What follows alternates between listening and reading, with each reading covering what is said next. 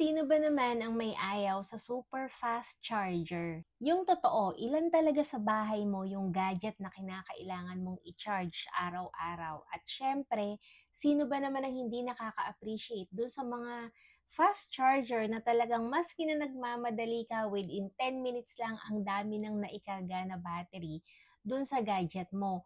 Kaya kung ganun ka, kinakailangan mo talaga itong super fast charger na ito. Yan talaga yung best part na gustong-gusto ko dito sa charger na 'to. Kasi puwede siya dun sa USB type at puwede rin siya dun sa mga charger na Type-C yung dalawang port.